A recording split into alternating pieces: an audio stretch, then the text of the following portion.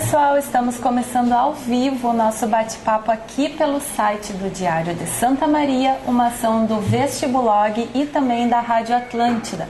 Para me ajudar nessa tarefa, estamos aqui com o Fabiano Oliveira, coordenador da Rádio Atlântida, e com o Marques da Silva, porque hoje vamos falar sobre as inscrições para o vestibular 2013 da UFSM. Estamos agora nessa finaleira, nessa semana final, sexta-feira, agora dia 16 de agosto, terminam as inscrições para o vestibular. E aí são muitas dúvidas sobre cotas, processos seletivos, coisas que chegam até nós, né, Fabiano? Exato. E alguns estudantes nos enviaram suas perguntas por e-mail, vamos tentar esclarecê-las aqui neste bate-papo. Você também pode enviar a sua pergunta pelo @diariosm ou pelo nosso Facebook. Professor, primeiramente, obrigada por ter aceitado aqui o nosso convite, por ter vindo até a sede da RBS. Fabiano, tem uma pergunta que os estudantes eles sempre fazem com relação às inscrições, né? O que é? É verdade, é verdade. Boa tarde, professor. Boa tarde, Manu. Você que nos assiste. Professor, talvez a pergunta que mais chegue para o Diário de Santa Maria, para a Rádio Atlântida, enfim, para os veículos de imprensa e acredito que também para a própria Copérvis, é de que forma o candidato pode comprovar se ele é preto, pardo ou indígena, conforme consta no edital. Boa tarde, Manuela. Boa tarde, Fabiano. Uma satisfação estar aqui e poder prestar esclarecimento para os nossos ouvintes, leitores. Isso como comprovar isso está bem estabelecido no edital. Para nós, bem estabelecido, talvez para o candidato não. E nós tem dois tipos de comprovação, porque a reserva de vagas, que a gente chama de cota, ela é uma reserva para a escola pública. Então, a primeira comprovação é escola pública. Isso é com documentação, com o diploma, digamos assim, ou com o histórico escolar do segundo grau, que tem que ser escola pública. Pega lá na escola, na escola que lá é dito se é escola pública ou não, e a universidade tem como verificar isso. A outra parte é a cota étnico-racial, preto, pardo ou indígena. Foi publicado, inclusive, uma alteração no edital, porque antes a gente tinha colocado que era só uma autodeclaração, porque está na lei que instituiu a reserva de vagas, com esse recorte, como diriam os pedagogos, étnico-racial, que era autodeclaração. Tá? Então, a gente botou a autodeclaração, o candidato assina e manda para a universidade. As comissões que cuidam disso dentro da universidade resolveram fazer uma alteração, que é essa autodeclaração tem que ser presencial diante de uma comissão nomeada para. Então, o candidato vai ter que vir até a universidade no momento da declaração, da confirmação de vaga, trazer os documentos, senta numa mesa, está ali a comissão e ela apresenta a autodeclaração e o candidato assina. Essa mudança já está Já foi publicado uma alteração no edital, foi publicado. Exato. Preto, pardo, indígena. Indígena, a universidade já tem uma cota para indígena, mas a cota que ela tem com vagas criadas especialmente é para o índio aldeado. Esse aqui é para aquele índio aldeado que não quer fazer nenhum daqueles cursos que são ofertados para ele, ou um índio urbanizado, que está aí na cidade, que se sinta índio, e aí ele pode fazer qualquer curso, vai concorrer com outro candidato qualquer. Uma dúvida, professor. No caso de um candidato se manifestar preto ou pardo, por exemplo, e a instituição não concordar com essa manifestação vinda do candidato, de que forma proceder? De que forma a instituição imagina trabalhar essa situação? Sinceramente, eu não sei como, mas porque isso não é da Copérvis, isso é do DERCA na matrícula, e a Pró-Reitoria de Graduação vai nomear uma comissão. A universidade tem uma comissão a gente chamava Comissão de Acessibilidade, tem uma comissão que cuida das cotas. Foi migrada para essa comissão de reserva de vagas. Então, essa comissão, creio que vai ter alguma ação. Em princípio, seria uma ação no Ministério Público que contestaria a falsidade daquela declaração. Confesso que não é uma coisa bem estabelecida, isso é uma coisa nova, a universidade está fazendo. Esse ano vai ser a segunda vez. Então, é uma coisa que a gente vai ter que construir ainda uma forma mais precisa. E esses que foram selecionados conforme a cota, o nome deles vai ser publicado junto com a relação dos locais de prova? Ou vai ser publicado antes? Não. Para a feitura do teste, todo mundo é igual. Ah, sim. Tá?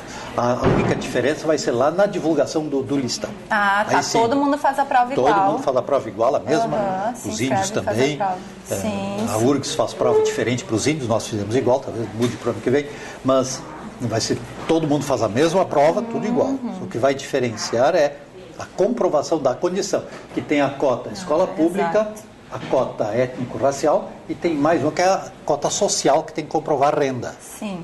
Essa universidade fez o ano passado, foi feito, demorou uns 2 meses para fazer isso, que é um trabalho difícil. Como é que eu vou dizer assim? Ele é fácil quando o pai é assalariado, então apresenta o contra-cheque, ok. Sim. Agora, quando é produtor rural, já complica um pouco. E quando fica na borda, ali, por exemplo, o salário mensal, o rendimento mensal é, digamos, 1.020. O cara fica em 1.018 ou 1.022. Então, ali tem que ter uma comissão e tem que ter muita parcimônia. E a comissão foi nomeada e fez o possível para ser o mais justa que se pode ser.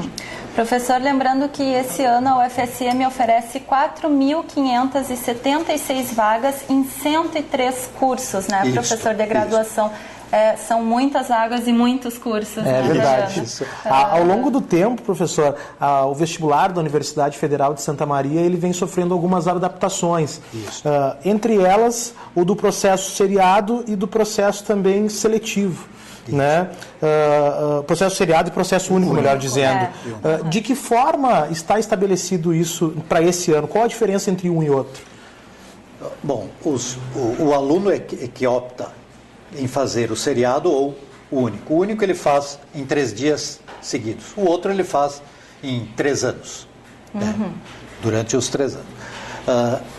Isso aí é uma opção individual. Feita na hora da inscrição. Na inscrição ele se inscreve. Claro, se o cara não tem se o candidato, melhor dito, não tem o 2º grau completo, ele vai ter que fazer o seriado. Ou está lá na primeira série, na 2ª série, faz a sua série correspondente. Para o candidato que já tem o 2º grau, é claro que ele vai optar pelo sistema único, porque vai fazer todos nos 3 dias. Acontece algum problema para aquele candidato que vem fazendo o seriado, depois a prova 2, e esse ano ele faz a 3. Então, esse ano ele pode fazer a prova 3 e o único. Então, ele pode escolher um ou outro, ou até se inscrever nos 2. Mas no 3º dia ele vai ter que aí optar para aquele... Aí que vem a dúvida, né, professor? Lá no último dia, né, Fabiana? Isso, Então, se ele tiver o score melhor no seriado, evidente que vai fazer no local estipulado para a prova do seriado. Se ele tiver o score melhor no único, ele vai escolher no único. Ainda uma dúvida sobre o seriado, professor. Um estudante de ensino médio no 2º ano.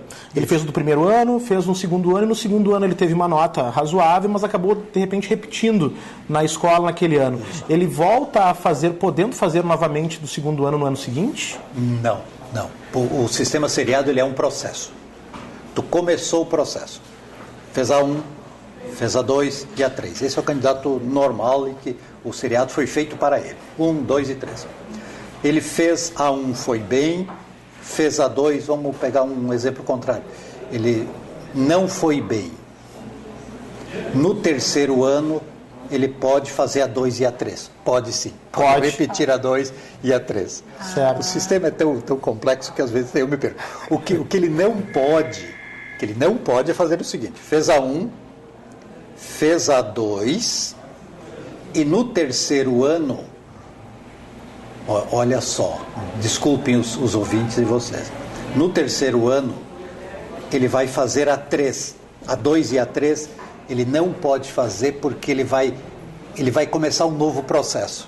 Certo. Eu aconselho até para os candidatos, desculpem, olhem bem no manual. E outra coisa, né, professor, tem o simulador, aquele no site da Copervis. Sabia, Fabiana? Não sabia, confesso que não sabia. No site da Copervis tem qualquer pessoa pode simular o processo. Ali pergunta se é a primeira vez que está fazendo o vestibular, aí vai em qual opção? Vai pelo seriado ou vai pelo único? Ou se já fez quantas provas? Ali aquele simulado ali que foi criado, né, professor, pelo setor de informática da Copérnicos, ele é muito bom, auxilia muito o aluno e ajuda até a gente também, né, professor?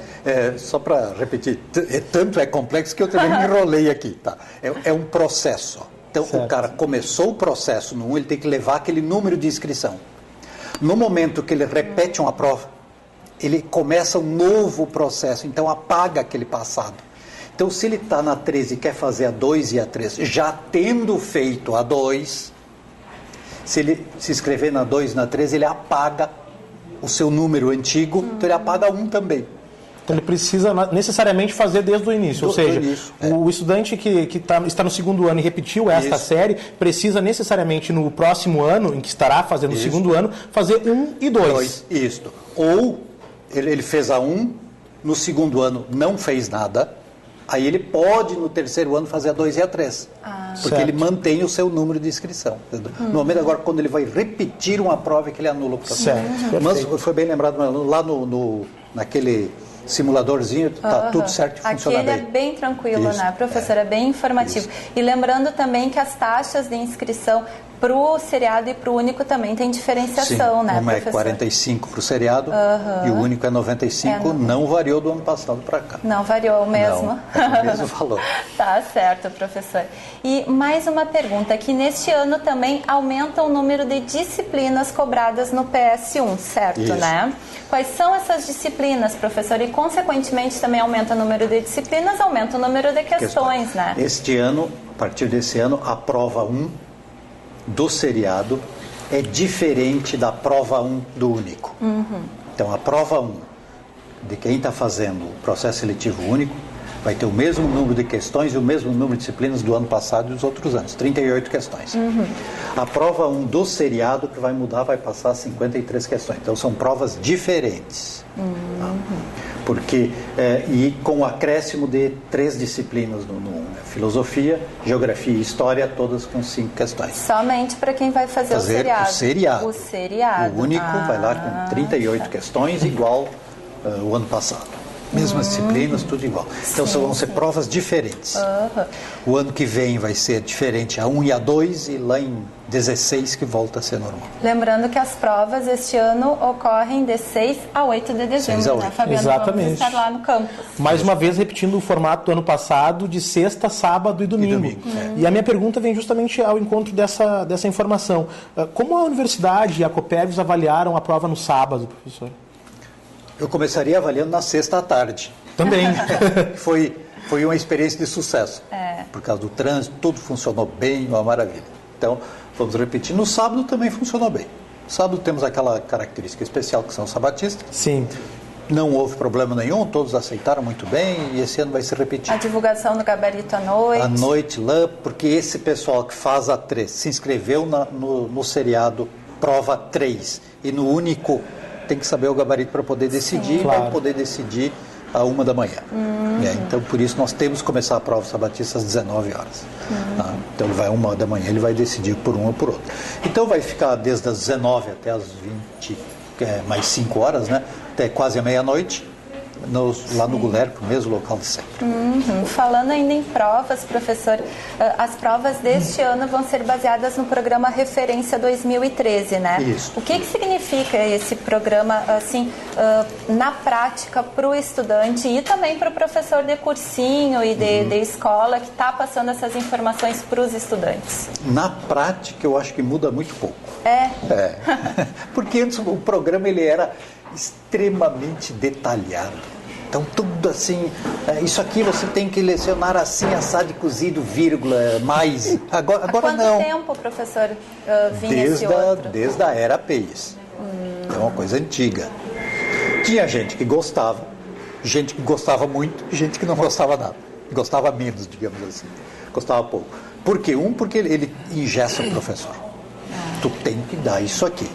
Inclusive, chegava ao seu ponto de mandar para o aluno o programa e o aluno ficava cobrando. Lecionou isso, não lecionou aquilo, fazia uma espécie de o aluno era vigilante ali. Isso, Isso aí, principalmente o pessoal da pedagogia, das escolas e também interno nosso, engessava muito a escola. Então, a partir do ano passado, de 2 anos atrás, se resolveu fazer um programa de referência, uma coisa geral.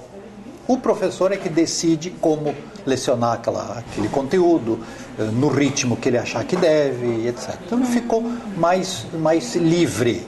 Mas o conteúdo é um só. Matemática é matemática, português é português e tem que saber aqui no... Provas temáticas Prova também. temática, mantivemos a prova temática. Professor, nós estamos falando bastante aqui sobre os alunos e sobre suas escolas também. De que forma está se dando, e eu tenho a informação, já conversamos sobre isso algumas outras vezes também, da relação da universidade com as escolas de ensino médio da cidade. Mas essa semana final de inscrições para o vestibular, gostaria que o senhor nos falasse um pouquinho também sobre as ações que a Copérvis faz dentro das escolas, inclusive. Nós temos 4 programas, basicamente, que são de interação com as escolas. Que são palestras, que as escolas nos convidam para a gente falar sobre o sistema seriado e o único. Como é que é o ingresso? E também divulgar os cursos e orientação geral para os alunos. Palestra que o pessoal da Copérvis vai na escola. 2 é a Profitex, que os alunos vão até a universidade e veem em exposição o que a universidade faz, ou parte do que ela faz, lá no Parque de Exposições. E um outro programa, o Janela Aberta, que as escolas, uma excursão, digamos assim, da escola até a universidade, que visitam vários laboratórios. E um programa agora destinado aos professores, que são cursos de formação continuada, à distância e presenciais. Esse ano promovemos 4, para o ano que vem a gente quer aumentar um pouco. Mas estamos 4, aí é temático, por área, oficina de matemática. Então, isso 60 horas ou 40 horas à distância ou 3 dias presencial. E como é que tem sido o retorno dos estudantes quanto a isso? No sentido do que eles respondem para nós, eles aprovam bastante. Tanto a Profitex como o Janela Aberta. Então, sempre é uma coisa muito bem aceita. E os que nos falam é porque foi sucesso, né? Então a pesquisa ela é falha nesse aspecto. Mas ajuda os alunos a escolher. Por que escolher? Porque é muito curso. É muito. 100 cursos, o cara fica baratinado com aquilo ali. Então, ir na universidade, ver o que cada um faz, se não ajuda a escolher o curso específico, ao menos a delimitar uma área. Uma área tecnológica, uma área de ciências básicas, ou saúde, rurais. É bom etc. isso, né, Fabiano? Porque às vezes o estudante que ele está só focado lá no ensino médio, às vezes ele acha que entrar na universidade é muito difícil, Sim, né, professor? Isso. E indo conhecendo toda a estrutura da universidade, principalmente de uma universidade federal, é bem assim, parece que incentiva ele mais ao estudo, Sim, né? Isso é o que a gente espera, né? Nós da Rádio Atlântida tivemos a oportunidade de cobrir todo o Profitex durante os 3 dias de evento. Quase 30 mil estudantes passaram pela Universidade Federal de Santa Maria, e uma característica interessante é que várias cidades de todo o estado e até algumas de fora do estado. Eu faço esse link para falar também sobre a descentralização do vestibular, né? Há algum tempo já, Santa Maria não é o único local de provas. E a minha pergunta é justamente no que diz respeito a Porto Alegre, que a partir desse ano já não é mais local de provas, né? Isso, esse ano nós tiramos Porto Alegre e Bagé, com o mesmo argumento para ambas as cidades. Porto Alegre tinha um número de candidatos considerável, em torno de 4 mil, não é desprezível esse número. Foi tirado porque a descentralização ela se justifica pelo número de candidatos no processo seriado. Essa é a justificativa para a descentralização. Porto Alegre tinha 4 mil candidatos e eu acho que chegava a 200 ou 300 no seriado. Então, era muito poucos candidatos de Porto Alegre que se interessavam no nosso seriado. Só interessavam no vestibular. Então, por isso foi tirado Porto Alegre. Idem para Bagé. Nós temos outras 2 cidades fora do estado, que essas têm 2 mil candidatos aproximadamente em cada uma delas, que é Criciúma e Chapecó. Não.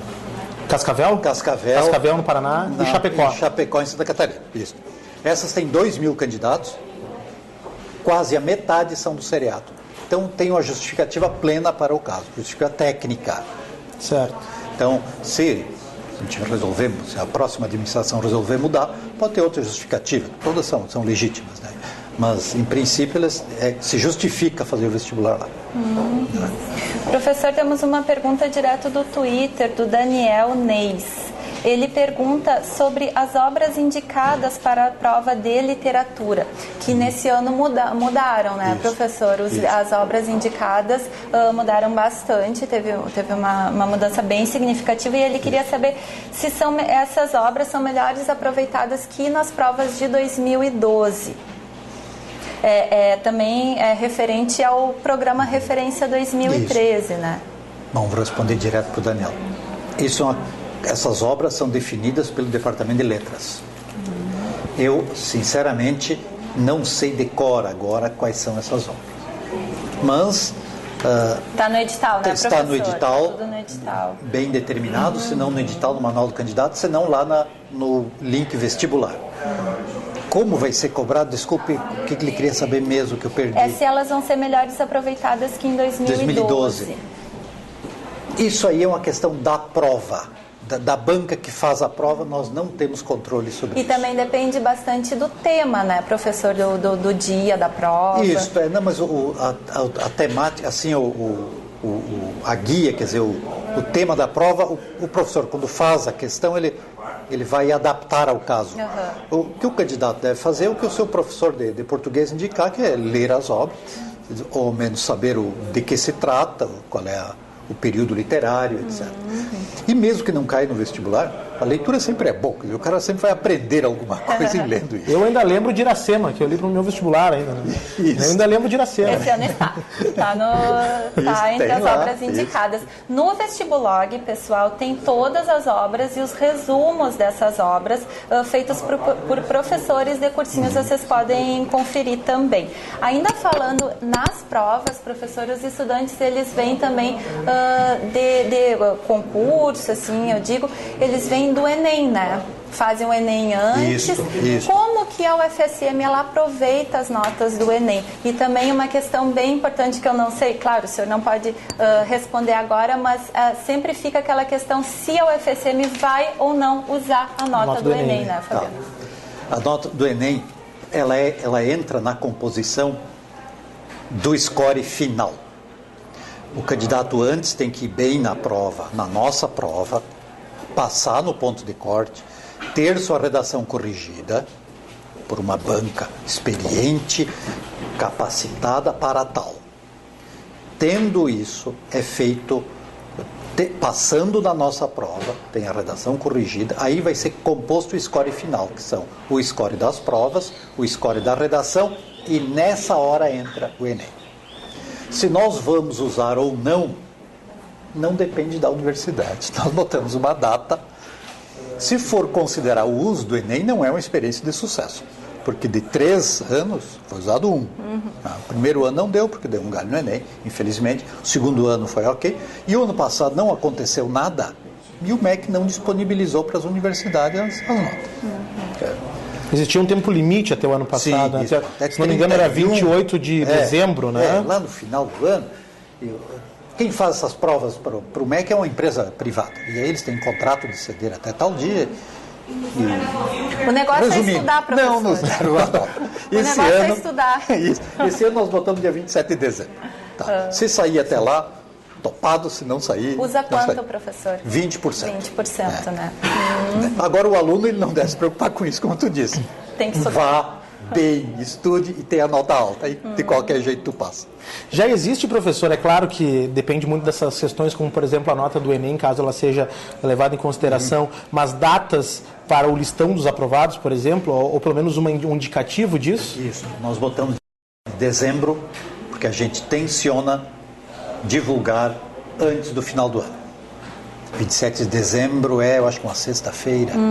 Sexta, então, até segunda, que é 31.